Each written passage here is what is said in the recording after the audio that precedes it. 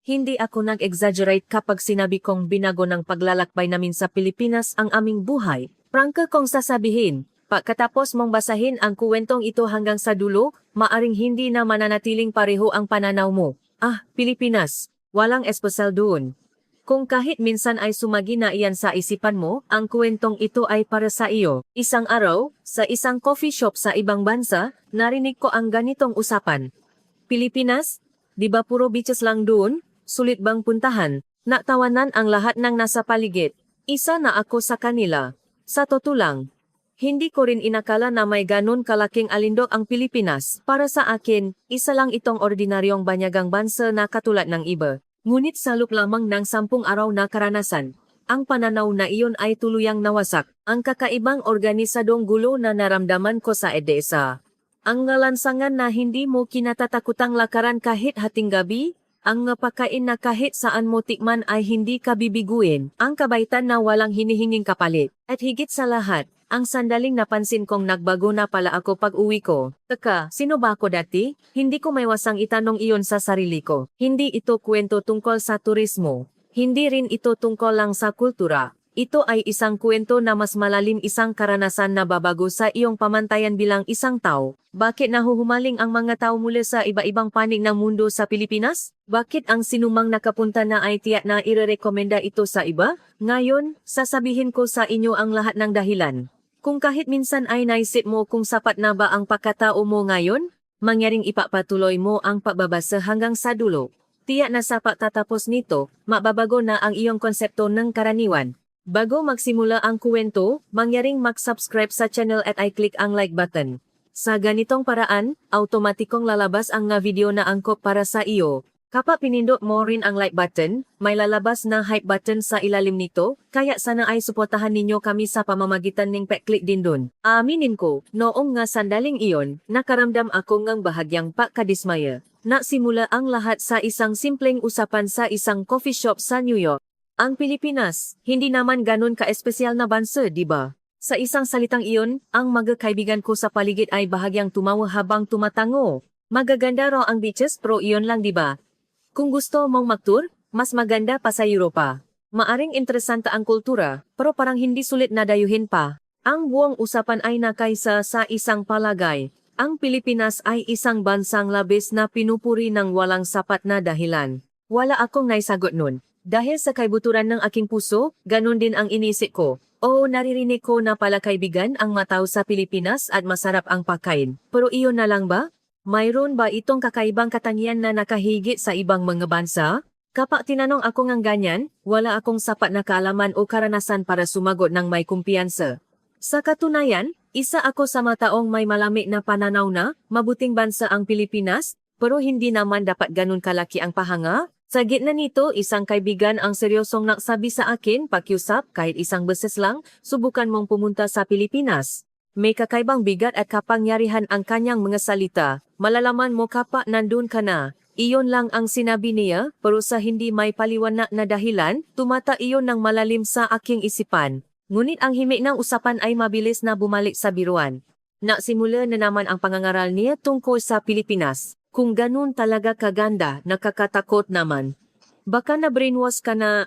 Sa likod ng mga salitang sinasabi ng pabiro, naroon ang katotohanang may mababang pagtingin sa bansang Pilipinas. At noon ko napaktanto, kahit sinasabing kinikilala ang Pilipinas sa buong mundo, madalas itong pinausapan ng walang tunay na pag-unawa. Gayunpaman, wala pa rin akong sinabi. O mas tamang sabihing, wala akong masabi. Dahil kumpara sa lahat ng nandun, ako ang pinakawalang alam tungkol sa Pilipinas. Kasabay nito, naisip ko rin, kahit pumunta ako, malamang ganon din sa inasahan ko.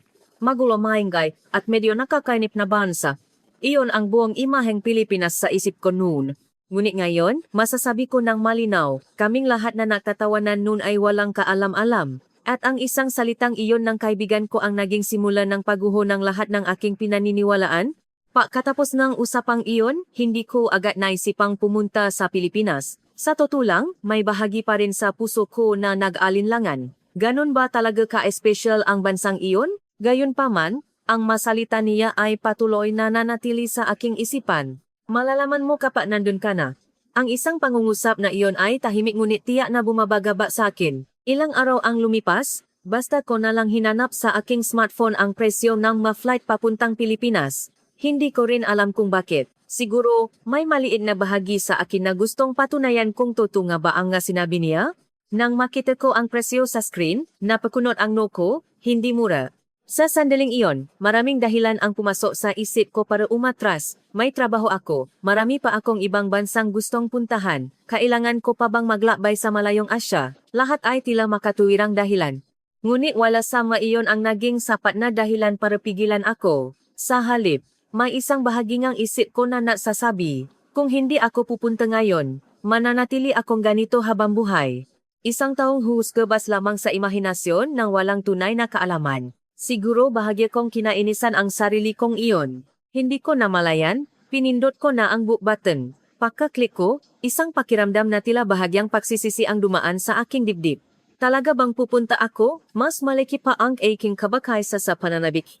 Iyon ang sigurado. Hindi ako umasa na may naghihintay na espesyal na karanasan. Sa halip, itinakda ko na sa isip ko sa huli, lahat ng bansa ay halos pare-pareho lang. Makakakita ng magagandang tanawin, kakain ng medyo masarap na pagkain, kukuha ng litrato, at uwi. Ganon lang ang paglalakbay para sa akin. Kaya inisip ko, tiyak na ganon din ang mangyayari sa pagpunta ko sa Pilipinas. Ngunit kung babalikan ko ngayon marahil sa puntong iyon palang ay talo na ako. Dahil bago ko pa man maranasan ang Pilipinas, natakda na ako ng limitasyon sa aking isipan. Hanggang dito lang siguro, ang mababaw na inaasahang iyon ang magiging dahilan ng aking pagkagulat sa sarili, isang bagay na hindi ko man lang naisip noon. At makalipas ang ilang araw, sumakay na ako sa eroplano. Walang pananabik, walang kasiguraduhan, isang bagay lang ang layunin ko, alamin ang kahulugan ng salitang iyon. Isang tahimik na umaga nang dumating ang eroplano sa Pilipinas. Kahit medyo pagod ako sa mahabang biyahe, nakaramdam ako ng kakaibang pakiramdam pagbaba ko sa airport. Hindi ko may larawan ng maayos, pero parang may isang uri ngang buhay na enerhiya sa paligid.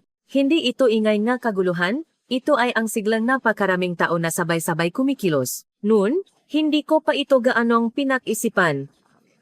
Siguro ganito lang talaga.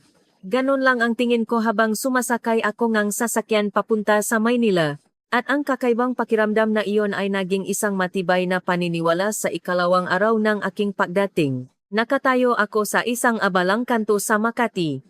Isang lugar na kilala sa buong mundo na maraming beses ko nang nakita sa TV at social media.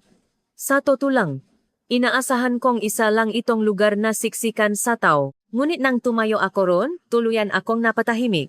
Daan-daang tao ang sabay-sabay na naglalakad, mga sasakyan na tila may sariling sayaw sa gitna ng trapiko, ngunit walang nakakabanggaan. Hindi lang basta hindi nakakabanggaan, kundi tila sila ay dumadaloy na parang tubig sa isa't isa. At higit sa lahat, naroon ang ngiti. Sa gitna ng pagmamadali, may mangiti at pagbati. Kung ito ay sa Times Square sa New York, maririnig mo ang walang tigil na busina, sigawan ng mga tao, at palaging may tensyon sa hangin. Ngunit dito, wala nun. Hindi lang ito tungkol sa dami ng tao. May isang organisadong daloy ng sangkatauhan na umiral. Habang nakatayo ako roon, isang tanong ang sumagi sa isip ko, pareho ba talaga kaming nasa isang malaking siyudad? Pareho silang metropolis, pero ang hangin ay ibang-iba? Walang bigat sa pakiramdam, walang kaba. Sa halip, may kakaibang pakiramdam ng kapanatagan. Tumingin ako sa paligid, may makataong naglalakad habang nakatingin sa kanilang cellphone. Pero hindi sila nababangga. Kung may biglang huminto, natural lang silang iniwasan. Tila lahat sila ay walang kamalay-malay na kumikilos ng may pakakaisa. Sa sandaling iyon, malinaw kong naunawaan, hindi ito problema ng dami ng tao. At kasabay nito, naisip ko rin, hindi ito ang siyudad na kilala ko, hindi ito tungkol sa laki o sa teknolohiya. May isang bagay na mas fundamental ang naiba. Nang maramdaman ko iyon, bahagyang nanlamig ang aking laikot. Hindi ito takot. Sa halip ito ay ang pakiramdam na gumuho ang aking sariling pamantayan. Ang imahang isang siyudad na akala ko ay karaniwan ay tahimik na nawasak. At ang pumalit dito ay isang bagong-bagong pamantayan. Doon kinailangan kong aminin, nasa ibang sibilisasyon ako. Hindi ito exaggeration, seryoso kong inisip iyon. Ang sarili ko na tumatawa sa coffee shop. Ang sarili ko na naisip na walang espesyal sa Pilipinas, lahat iyon ay tila pinabulaanan sa isang iglap. Ngunit hindi ko pa alam noon na ito ay simula pa lamang. Ang kakaibang pakiramdam na iyon sa Makati ay panimula pa lang pala. Ang tunay na pagguhong aking napamantayan ay nangyari nung gabing iyon. Habang medyo nasasanay na ako sa pananatili sa Maynila, dahil sa pagiging kampante, hindi ko namalayan ang oras at nahuli ako sa huling biyahe ng tren. Nang tingnan ko ang relo, lampas na ang 12:00 ng hating gabi. Agad na pumasok sa isip ko ang magakaraniwang pangyayari sa siyudad na kinalakihan ko. Naku, delikado na. Ang malansangan sa gabi, sarado na ang pampublikong transportasyon, mahal ang taxi, at higit sa lahat, ito ang oras na puno ng pangamba. Natural na naging alerto ako. Inayos ko ang posisyon ng aking bag, at hinipitan ang hawa sa aking smartphone. Mga kilos na kusa kong ginawa. Ngunit wala pang ilang minuto, napansin kong walang saysay ang aking pag-ingat. Marami pa ring tao sa istasyon, ngunit ang kapaligiran ay nakakagulat na kalmado, walang nagmamadali, walang nainis, sa halip, tila payapa-panga. At pagkatapos, nasaksihan ko ang isang bagay na mas hindi kapanipaniwala. Isang tao na natutulog sa bangko, hawak-hawak pa ang kanyang smartphone, nasa isang ganap na walang pag-ingat na estado. Nang makita ko iyon, hindi ko maiwasang mapahinto. Teka, okay lang ba yan? Iyon ang tapat kong reaksyon. Kung ito ay sa New York, ang sitwasyong iyon ay napakadelikado. Hindi lang wallet, kundi lahat ng gamit mo ay posibleng mawala. Iyon ang realidad na alam ko. Ngunit sa lugar na ito, iba. Walang lumalapit, walang nagtatangkang kumuha. Ang oras ay dumadaloy na tila normal lang ang lahat. Ilang sandali akong nakatitik sa tanawin na iyon.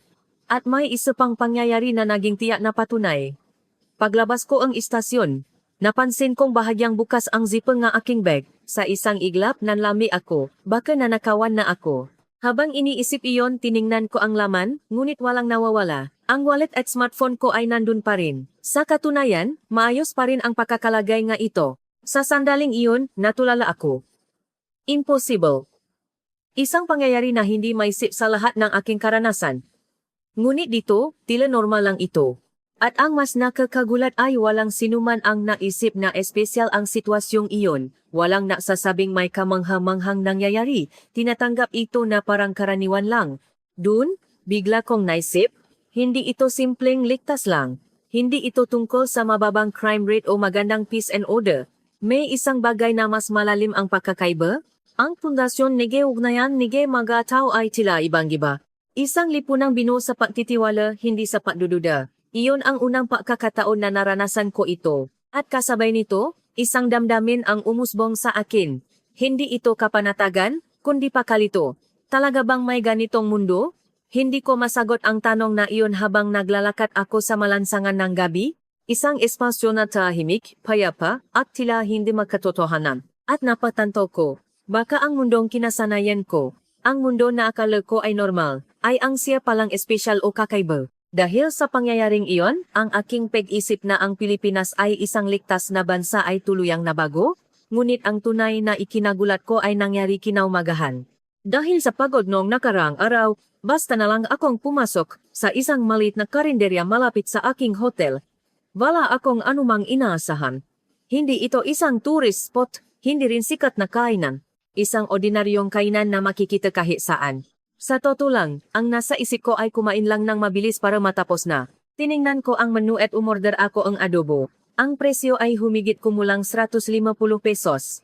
Sa puntong iyon, nakabuo na ako ang hatol sa aking isipan. Sa presyong ito, malamang sakto lang, at nang dumating ang pagkain, bahagya akong nagulat. Ang itsura ay napakaayos. Ang adobong kumikinang, kanin na mainit, at isang maliit na sasawan. Walang espesyal na bagay. Ngunit ang bawat isa ay maingat na inayos at walang bakas ng pagmamadali o pagiging basta-basta. At sumubo akong isang kutsara. Sa sandaling iyon, tuluyan akong natigilan. Ano to? Hindi ko maiwasang ibulong iyon. Ang lambot ng karne, ang perpektong balansang toyo at suka, ang lasang bawang, lahat ay halatang hindi tinipid sa paghahanda. Hindi ito magarbo, pero lahat ay tama lang. Ang balansa nito ay tila perpektong-perpekto. Dahan-dahan kong tiningnan ang paligid. May ilang lokal na customer sa loob, walang sinuman ang binibigyan ng espesyal na trato. Ang pagkain ito ay hindi para sa mga turista o para sa isang espesyal na okasyon. Ito ay inihahain bilang pang-araw-araw na pagkain. Nang mapagtanto ko ang katotohanan iyon, kinilabutan ako. Ito ba ang normal dito? Kung ito ay inihain sa New York, Tiyak na ito ay nasa kategorya ng isang mamahaling restaurant. Ngunit dito, inihahain ito na parang wala lang, na parang ito ang pamantayan. Noon, nakaramdam akong ng kakaibang pakiramdam. Hindi ito simpleng masarap. Ito ay isang mas fundamental na pakiramdam. Ang pakiramdam na maari kang kumain ng may kapanatagan. Ang katiyakan na kahit saang kainan ka pumasok, hindi ka gaanong mabibigo. Ito ay isang kultura ng pagkain na lubos na naiba sa aking naranasan. At ang kakaibang pakiramdam na iyon ay naging mas tiyak sa aking susunod na karanasan. Nung gabing iyon, dumaan ako sa isang convenience store. Para kumain nga magaan, kumuha ako ng isang mainit na siopaw mula sa steamer. Mas mura pa ito. Siguradong ito ay ordinaryo na, naisip ko. Ngunit nang kagatin ko ito, muli akong natigilan. Hindi maari. Ang lambot ng tinapay, ang balansa ng palaman, ang tamis at alat lahat ay tila perpektong kinakalkula. At ang katotohanan ito ay nasa isang convenience store na mabibili ng sinuman sa napakamurang halaga ay bahagyang ikinalito ko. Anong nangyayari? Hindi ito mamahalin, hindi espesyal, pero tiyak na masarap. Noon ko lang napagtanto, sa kultura ng pagkain sa Pilipinas, tila hindi umiiral ang konsepto ng suntok sa buwan o hit or miss. At may isa pa akong napagtanto. Ang pagkain ay hindi tinatratong parang basta-basta lang. Sa bawat putahe mayroong isang uringang katapatan. Nang maramdaman ko iyon, may kung anong kumurot sa aking puso. Baka dati, ang tingin ko sa pagkain ay isang simpleng consumption lang. Ngunit dito, iba, ang mismong pagkain ay pinapahalagahan, may ganong pakiramdam sa hangin. At doon malinaw kong naunawaan, hindi ito tungkol sa luto, ang mismong sistema ng pagpapahalaga ang naiba. Ang sarili ko na tumatawas sa coffee shop at nasabing walang espesyal sa Pilipinas, gusto kong ipakita sa kanya ang karanasang ito. Buong puso kong naramdaman iyon. Nang unti-unti na humupa ang pakabigla ko sa pagkain, isa na namang hindi may paliwanag na kababalahan ang aking hinarap, ang kabaitan ng mga tao. Ngunit, hindi ito ang karaniwang pagiging magilo sa mga turista. Ito ay mas tahimik, mas natural, at sa paanuman, hindi may paliwanag. Naging malinaw ang kakaibang pakiramdam na ito sa isang pangyayari sa Intramuros. Naligaw ako ng tuluyan sa isang makitit na kali na may batong daanan. Kahit buksan ko ang mapa sa aking telepono, mali ang lokasyon at hindi ko alam kung saan ang direksyon. Ang paligid ay puro makakamukhang tanawin, at hindi ko na alam kung saan ako pupunta. Nang masimulan na akong mataranta, lakas-loob kong tinanong ang isang matandang babae na dumaan. Halos hindi kami makaintindihan sa Ingles. Gayunpaman, sinubukan kong ipaliwanag ang aking sitwasyon sa pamamagitan ng masenyas. Dahan-dahan siyang tumango at may kalmadong kinuha ang kanyang smartphone. Gamit ang isang translation app, inalam niya ang aking patutunguhan at ipinaliwanag kung paano makarating doon. Iyon pa lang ay sapat na para mapasalamat ako. Ngunit ang ikinagulat ko ay ang sumunod.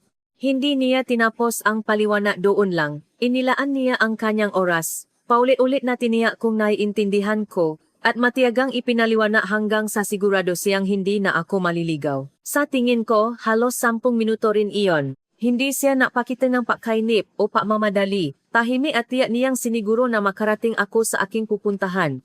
At sa huli, bahagya siyang ngumiti at sinabing, "Ingat."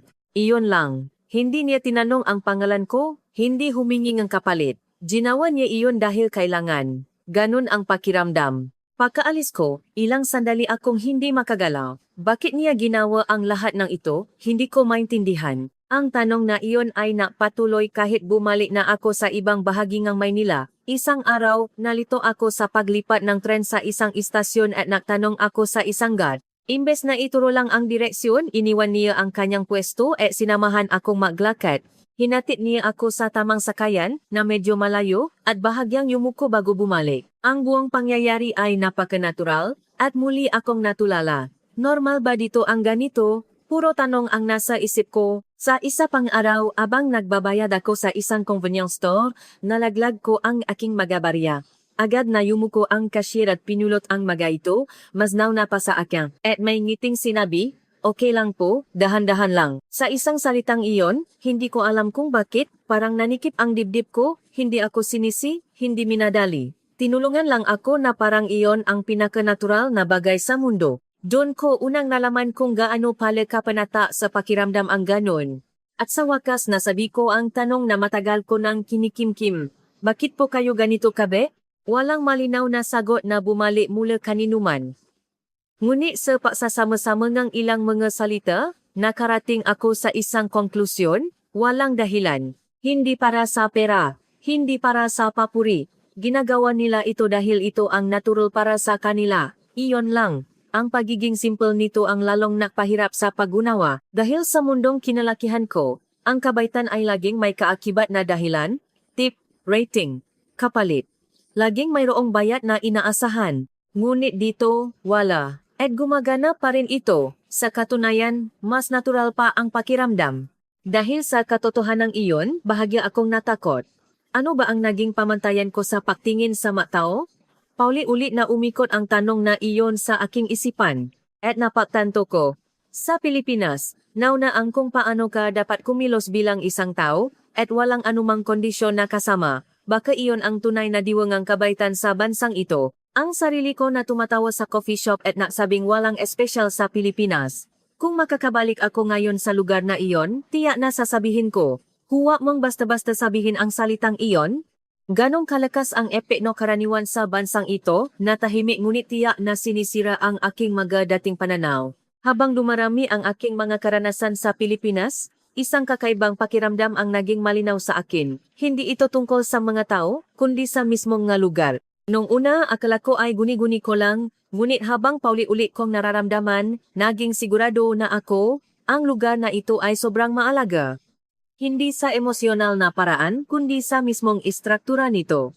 Isang araw, kailangan kong lumipat ng sasakyan sa isang komplikadong rute sa Maynila, mula sa isang jeep, lilipat sa bus, at pagkatapos ay sa isa pang jeep. Sa normal na sitwasyon, tiyak na maliligaw ako. Lalo na sa isang banyagang siyudad, sa ganitong mapakakataon tumataas ang stress. Hindi malinaw ang makaratula, hindi pare-pareho ang direksyon, at hindi mo alam kung saan pupunta. Maraming beses ko na itong naranasan. Kaya sa pagkataong ito handa na ako.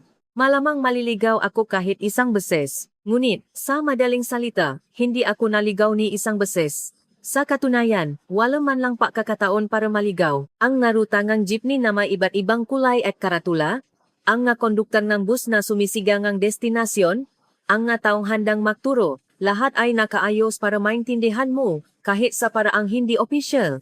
Ang nakakagulat pa ay ang mga maliliit na detalye. Isang pasahero sa tabi ko ang napansin ang pagkalito ko at kusa niyang sinabi kung saan ako dapat bumaba para mas madali ang paglipat. Dun bigla akong napahinto. Hindi ito mapa, naisip ko. Hindi lang ito simpleng gabay.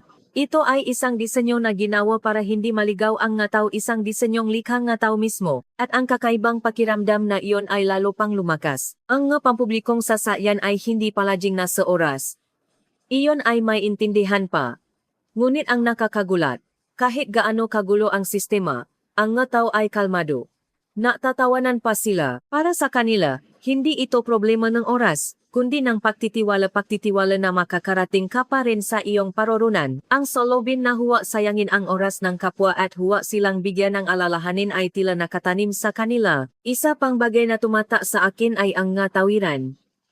Kahit walang countdown timer, mayroong isang hindi nakasulat na ritmo. Alam nga tao kung kailan tatawid. Ang simpleng bagay na iyon ay nakakabawas ng stress habang naghihintay. Doon ko unang napansin. Ang tao pala ay na-stress sa hindi tiyak na paghihintay. Ang masiyudad sa Pilipinas sa sarili nitong paraan ay tinatanggal ang nga hindi nakikitang stress na iyon sa pamamagitan ng tulungan. At isa pa, ang tunog. Sa kabilang ng daming ang tao, hindi ito nakakabingi. Bihira kang makarinig ng galit na busina. Walang sigawan. Ang nga kinakailangang impormasyon ay nandiyan, ngunit hindi sobra. May paliwanag, pero hindi pilit. Ang perpektong balanse na iyon ay laganap sa buong lugar. Noon ko lang naunawaan, ang lugar na ito ay ginawa para hindi mapagod ang mataw. Hindi lang kahusayan ang hinahabol, ang nerbiyos ang tao, ang konsentrasyon, ang emosyon, lahat ay pinoprotektahan ng disenyo ng komunidad. Wala pa akong nakitang ganitong siyudad. At kasabay nito isang tanong ang lumitaw. Bakit nila ginagawa ang lahat ng ito? Hindi lang ito para sa mga turista. Ang sistemang ito ay para sa lahat ng nakatira dito. Ibig sabihin, ito ay isang kultura. Hindi ito isang espesyal na pagsisikap, kundi isang bagay na umiiral bilang karaniwan. Nang mapagtanto ko ang katotohanan iyon, natulala ako. Ang sarili ko na mababa ang tingin sa Pilipinas sa coffee shop. Ngayon, malinaw ko nang nakita kung gaano kababaw ang aking pahuhusga. At kasabay nito, naisip ko, ang bansang ito ay nananalo sa mga bagay na hindi nakikita. Habang napapatuloy ang aking makaranasan, unti-unti akong nakumbinsi, hindi ito nakataon lang, ang kabaitan ng matao, ang sarap ng pagkain, ang diwangang komunidad lahat ay makakaunay. Hindi lang isang bahagi ang mahusay, kundi ang kabuuan ang bumubuo nito. Iyon ang tunay na katangian ng Pilipinas. At ang paniniwalang iyon ay ganap na napatunayan nang malaman ko ang ilang mga numero. Ayon sa datos ng gobyerno ng Pilipinas, bago ang pandemya, ang bilang ng gadayuhang bumisita ay umabot sa mahigit 82 milyon, isang record-breaking na bilang. Hindi lang ito simpleng pagtaas. At ang nakakagulat pa, ang nga bisita mula sa South Korea, Taiwan, Amerika, Pransya, Alemanya, at iba pang bansa ay pawang tumaas ng husto. Ibig sabihin, ang interes sa Pilipinas ay hindi lang sa isang rehiyon, kundi sa buong mundo. Dito, isang tanong ang pumasok sa isip ko. Bakit napakaraming tao ang dumarating? Maraming bansang sikat bilang tourist destination. Kung kasaysayan, kultura, at magagandang tanawin lang ang pag-usapan, hindi lang Pilipinas ang mayroon niyan. Ngunit malinaw na may ibang bagay ang Pilipinas. Ang patunay dito ay isa pang numero, ang taunang gastos ng gadayuhang turista. Umabot ito sa bilyon-bilyong dolyar. Isa ring record. Ang mahalaga rito ay hindi ang bilang ng tao. Kung maraming tao lang, kahit saang bansa ay possible iyon. Ngunit ang paggastos ng pera ay iba. Kung hindi ka nasisiyahan, hindi ka gagastos ng malaki. Ibig sabihin, ang numerong ito ay patunay na ang Pilipinas ay isang bansang gugustuhin mong balikan. Nang malaman ko ang katotohanan ito, naalala ko ang usapan sa coffee shop. Hindi naman ganun ka-espesyal ang Pilipinas, di ba? Ang nga numero ay malinaw na napapakita kung gaano kalayo sa katotohanan ang nga salitang iyon. Ang mas interesante pa ay ang kilos ng mga taong bumisita sa Pilipinas, pauwi nila, halos tiyak na ikukuwento nila ang kanilang karanasan. Ipopost sa social media, irerekomenda sa mga kaibigan, at hikayatin ang susunod na tao na pumunta. Ang kadanang ito ay nangyayari sa buong mundo. Ibig sabihin, ang Pilipinas ay hindi isang bansang pupuntahan mo lang ang isang beses. Ito ay isang bansang ang bisita mismo ang nagiging tagapag-promote. Hindi advertisement, kundi ang mismong karanasan ang kumakalat. Mayroon pa bang ibang bansa na may ganito kalakas na impluensya? Nun ko lang naunawaan. Hindi ito isang trend. Hindi ito isang pansamantalang kasikatan, kundi isang structural phenomenon. At kasabay nito, isa pang katotohanan ang aking napansin. Ang galing ng Pilipinas ay hindi magarbo. Walang sumisigaw nito. Walang nakmamalaki sa mga advertisement, ngunit ang taong nakaranas nito ay kusang loob na nakukuwento. Iyon ang lakas ng Pilipinas. Kami na mababa ang tingin sa Pilipinas sa coffee shop noon, kung nalaman lang namin ang nga numerong ito, hindi siguro kami makakatawa ng ganon. At ngayon, masasabi ko ng may katiyakan, ang Pilipinas ay hindi labis na pinupuri. Sa katunayan, hindi pa ito lubusang naunawaan. Matapos ang aking mga karanasan sa Pilipinas, tiyak na nagbago ako. Ngunit ang tunay na pagbabago ay naramdaman ko pag-uwi ko.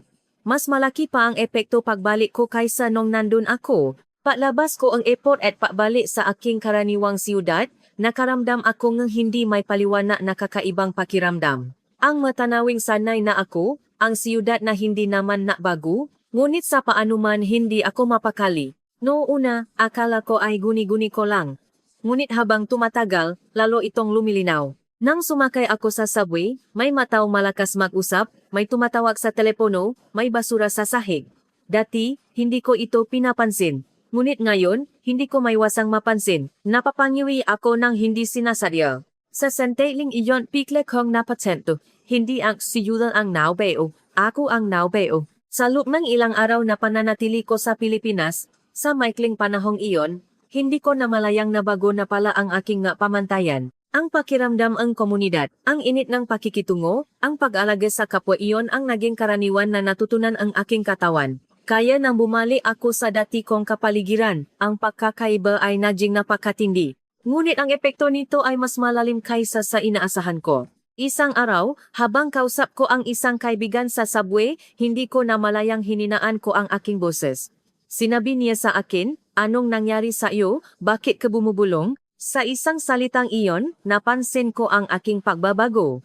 Sa Pilipinas, kahit maingay ang paligid, mayroong isang uri ng respeto sa espasyo ang iba na hindi ko namalayang nakuha ko. Sa isa pang araw, nang makita kong medyo magulo ang aking kwarto, nakaramdam ako ng kakaibang pagkainis. Nang isipin ko kung bakit, biglang pumasok sa isip ko ang matahanang nakita ko sa Pilipinas kahit simple, malinis at maayos. Ang maayos na kalagayan, na iyon ay naging pamantayan ko na pala. Agad kong inayos ang aking kwarto nang walang pag-isip. Tapos nang biyahe ngunit ang epekto ay nananatili. Ang mas nakakagulat ay ang mismong paraan kong ang pag-isip ay nagbago. Dati, inuna ko ang kahusayan. Laging nagmamadali. Laging iniisip ang susunod na gagawin. Ngunit ngayon, iba na. Naglalaan na ako ng oras para dahan-dahang inumin ang aking kape sa umaga. Natutunan kong pahalagahan ang nga sandaling walang ginagawa. Ito ay epekto ng nga payapang sandali na naranasan ko sa Pilipinas. Ang umaga sa isang probinsya, kung saan wala akong ginawa kundi damhin ang paglipas ng oras, ang pakiramdam na iyon ay nananatili sa akin. At isang araw, bigla kong napagtanto, hindi ko namimiss ang Pilipinas. Ang namimiss ko ay ang sarili ko nung nandun ako. Ang sarili ko na hindi na mamadali, mayroong kaluwagan sa dibdib, at maingat sa bawat bagay. Ang estado na iyon ay napakaginhawa, kaya't ang hindi ko pakbalik doon ay nagdulot ng kakaibang pakiramdam. Iyon ang tunay na dahilan ng damdaming ito. Ang sarili ko na mababa ang tingin sa Pilipinas sa coffee shop, wala na siya. Dahil ako ay tahimik ngunit tiyak na binago ng bansang Pilipinas. At hindi ito dahil sa isang malaking pangyayari. Walang pumilit sa akin. Naranasan ko lang ang kanilang pang-araw-araw na buhay. At dahil lang doon, ganito kalaki ang pagbabago ng isang tao. Nang mapagtanto ko iyon, bahagya akong natakot. Ang bansang ito ay binabago ang kalooban ng isang tao. Baka iyon ang tunay na kapangyarihan ng lugar na tinatawag na Pilipinas. Habang binabalikan ko ang aking mga karanasan sa Pilipinas, unti-unti kong hinarap ang isang tanong, bakit ganito kaiba ang bansang ito? Sa pakiramdam, naintindihan ko na. Ngunit kapag sinusubukan kong isalita, nagiging malabo. Sa gitna nito, nakaroon ako ng pagkataong mabasa ang mga opinyon ng ilang eksperto. At dahil sa kanilang mga salita, nakaroon ng koneksyon ang lahat ng aking naranasan. Ang unang tumata sa akin ay ang sinabi ng isang European urban planner. Pagkatapos niyang bumisita sa Pilipinas, sinabi niyang nabago ang kanyang pananaw sa disenyo. Ang masiyudad sa Pilipinas ay hindi dinisenyo para sa kahusayan, sabi niya, dinisenyo ito para sa tao. Sa Pilipinas, ang espasyo ay ginagamit para sa interaksyon, may memhabang counting lot na nakaking basketball court, memhabang kita na nakaking kainan. Sila ay nagdidisenyo ng espasyo para sa komunidad. Nang marinig ko iyon, naalala ko ang pakiramdam sa malansangan. Ang bakanteng espasyo, ang init ng pagsasama-sama, ang ganda ng hindi pilit na pagkakaisa, lahat iyon ay sadyang nilikha. Isang sociologist din ang nagsabi ng parehong bagay. Ang mga siyudad sa Pilipinas ay hindi ginawa para sa kahusayan.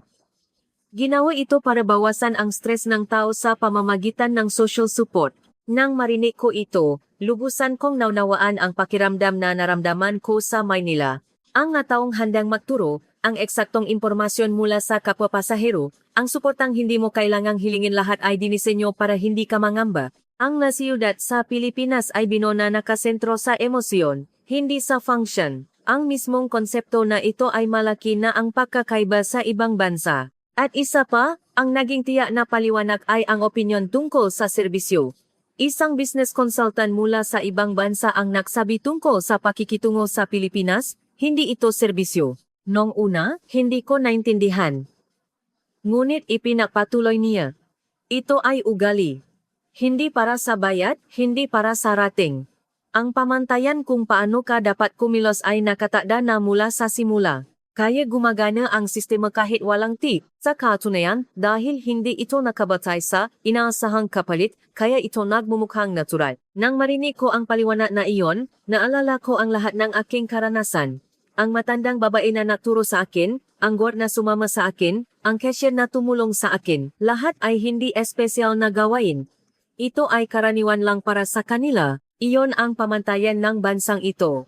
Noon ko lang naunawaan, hindi teknolohiya ang ikinahuhusay ng Pilipinas. Siyempre, mayroon din sila niyan, ngunit hindi iyon ang diwa. Kung paano tratuhin ang tao, paano gamitin ang oras, paano ayusin ang espasyo, lahat ay may isang pare-parehong filosofiya. Iyon ang lakas ng bansang ito. At kasabay nito naalala ko ang usapan sa coffee shop.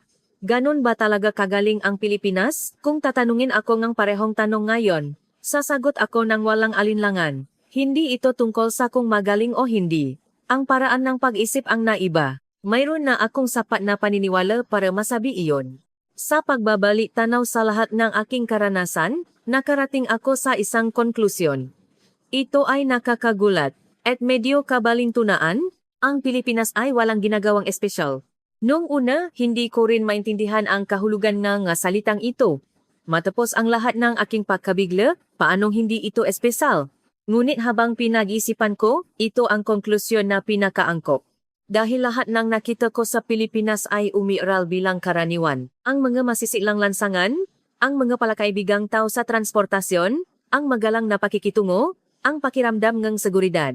Walang sinuman ang nagmamalaki nito, walang nasasabing tingnan mo, ang galing namin, nariyan lang ito. Iyon ang itsura ng bansang ito. At dito sa wakas napatanto ko hindi ang Pilipinas ang nagbago. Ako ang nagbago. Ang Pilipinas ay Pilipinas mula pa sa simula. Ako lang ang hindi pa handang unawain ito. Nang maisip ko iyon, lahat ay nagkaroon ng koneksyon.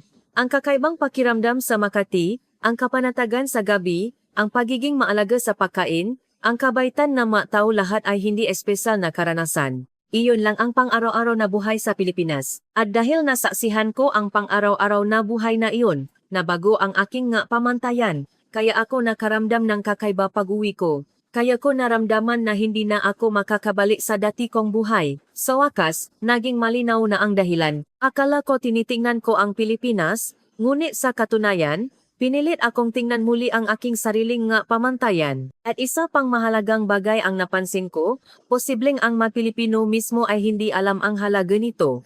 Dahil wala ni isa sa mataong nakilala ko sa Pilipinas ang naisip na espesyal ang kanilang ginagawa, ang matandang babae, ang gat, ang Cheshire lahat sila ay kumilos na parang iyon ang karaniwan, walang pamamalaki, walang palabas, kaya ito malakas. Kung ito ay isang sinasadyang pagganap, hindi ito magiging ganito kanatural.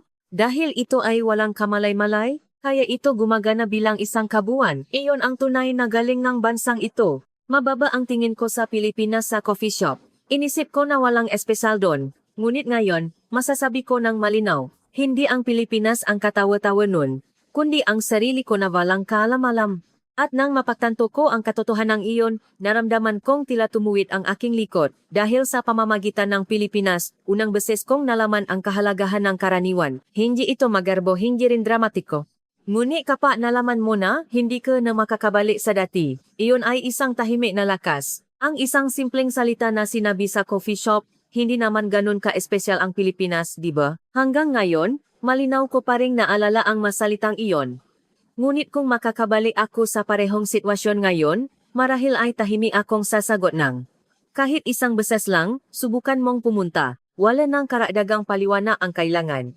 Dahil ang Pilipinas ay hindi isang lugar na may intindihan sa salita, kundi isang lugar na maunawaan mo lang kapag naranasan mo na. Walang magarbong palabas, walang pinalaking alindog, ngunit tiyak na mananatili ito sa puso ng sinumang bumisita. At pag-uwi mo, tiyak na maalala mo ang sigla, ang kapanatagan, ang pagiging maalaga. Hindi iyon ma-espesyal na pangyayari. Iyon lang ang kanilang pang-araw-araw na buhay. Ngunit ang pang-araw-araw na buhay na iyon ang umaakit sa mga tao mula sa buong mundo. Iyon ang tunay na mukha ng Pilipinas. Ang sinumang nakapunta na ay magsisimulang makwento ng kanilang karanasan. Hindi nila maiwasang ibahagi ito sa iba. At ang mga salitang iyon ang magudyo sa susunod na tao. Ganon kumakalat ang daloy patungo sa Pilipinas tahimik, ngunit tiyak. Isa ako sa kanila. Noong una, nag-alinlangan ako, may mababang pagtingin. Ngunit nang tumapa ako mismo doon, lahat ay nagbago. At ngayon, tulad ng sarili ko noon, iniisip ko ito para sa mga taong hindi pa nakakaalam tungkol sa Pilipinas. Hindi mo palang natutuklasan, ang Pilipinas ay hindi isang espesyal na bansa. Ngunit ito ay isang bansa kung saan ang kalidad ng karaniwan ay napakataas. Kaya't ang sinumang makaranas nito ay nababago ang kanilang pamantayan. At napagtatanto nila kung gaano nila binabaliwala ang kanilang sariling pang-araw-araw na buhay. Kung ikaw ngayon ay nabubuhay sa isang simpleng araw-araw, ang bawat araw na iyon ay maring isang realidad na pinapangarap ng isang tao sa ibang bahagi ng mundo. Ang mamalinis na tahanan. Ang pakiramdam ng seguridad sa komunidad. Ang pagkaing inihanda ng may pag-alaga, ang kabaitan na walang hinihinging kapalit na sa isang lugar ka kung saan lahat ng iyon ay makakasama, hindi iyon karaniwan. Sa katunayan, kung titingnan sa pamantayan ng mundo, ito ay malapit sa isang himala. Nalaman ko iyon sa Pilipinas. At kasabay nito, nasimula kong isipin, ang manirahan lang sa Pilipinas ay maaring isang espesyal na bagay na. Hindi mo kailangang gumawa ng malalaking bagay, hindi mo kailangang mahangat ng espesyal na tagumpay. Ang mabuhay lang ng may paalaga sa pang-araw-araw iyon pa lang ay may sapat ng halaga sa mundo. Ang Pilipinas ay isang bansang tahimik na nagtuturo niyan. Ang sarili ko na tumatawa sa coffee shop ngayon, masasabi ko sa kanya, masado pang makitit ang mundong nakikita mo. At kung ikaw na nakikinig sa kwentong ito ay may naramdamang kahit kaunting pagkaantik sa iyong puso, mangyaring kahit isang beses lang tingnan mo ito gamit ang iyong sariling nga mata, tiyak na mapapansin mo rin ang parahong bahay. Ang Pilipinas ay hindi lang isang tourist destination. Ito ay isang lugar na tahimik na babaguhin ang iyong mapamantayan. Kamusta ang video natin ngayon? Ibahagi rin ang iyong mahalagang opinion at komento. Patuloy kaming magbabahagi ang nga kamangha-manghang kwento tungkol sa Pilipinas ang galing, sining, at paghanga ang mundo, kaya't mangyaring mag-subscribe at i-click ang like button. Kapag pinindot mo rin ang like button, may lalabas na hype button sa ilalim nito, kaya sana ay suportahan ninyo kami sa pamamagitan ng pag-click din dun. Maraming salamat sa panonood hanggang sa dulo.